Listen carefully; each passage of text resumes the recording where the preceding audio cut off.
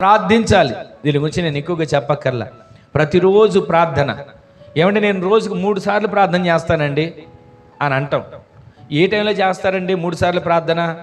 ఎప్పుడు చేస్తారండి 3 సార్లు ప్రార్థన అని అన్నాం అనుకోండి, నేనండి పొద్దున్న టిఫిన్ తినే ముందు ఒకసారి ప్రార్థన చేసుకుంటానండి. తింటున్నా చక్కగా అరుగుదల అవ్వాలి, ఆరోగ్యం కలగాలని. సరే, ఒక ప్రార్థన అయిపోయింది.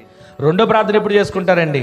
మధ్యాహ్నం భోజనం కూర్చుంటానా, పళ్ళెం ముందు పెట్టుకొని, ఆ పళ్ళెం ముందు పెట్టుకొని, పళ్ళెం మీద చేతులు పెట్టుకొని, ఈ తిన్నదంతా నాకు అరుగుదల అవ్వాలి.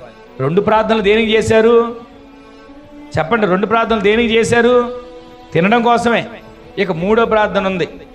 3వ ప్రార్థన ఏంటో తెలుసా? రాత్రి పడుకునే ముందు ఇక ఏమంటారంటే, అయ్యా పగలంతా అలసిపోయి వచ్చాను, ఇదిగో వ్యాపారం చేసి వచ్చాను, ఉద్యోగం చేసి వచ్చాను, తిరిగి కష్టపడి వచ్చాను, ఇక ప్రార్థన చేసే ఓపిక నాకు లేదు, ఇదిగో పడుకుంటున్నా, నీ దూతలందరిని తీసుకొచ్చి నాకు కాపలా పెట్టు, నీ సైన్యం అంతటిని తీసుకొచ్చి నాకు కాపలాగా పెట్టు, నా ఇంటికి నువ్వు ఒక గోర్ఖాలాగా లాఠీకర పట్టుకొని తిరుగుతూ ఉండు, నేను పడుకుంటా అని.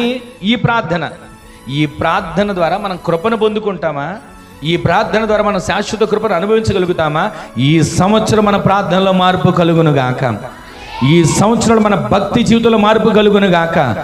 ఈ బ్రతికి ఉన్న ఈ ఆయుష్, బ్రతికి ఉన్నటువంటి ఈ కృపను ఆయన కొరకు వినియోగించుకునేటట్లుగా దేవుడు నడిపించును గాక.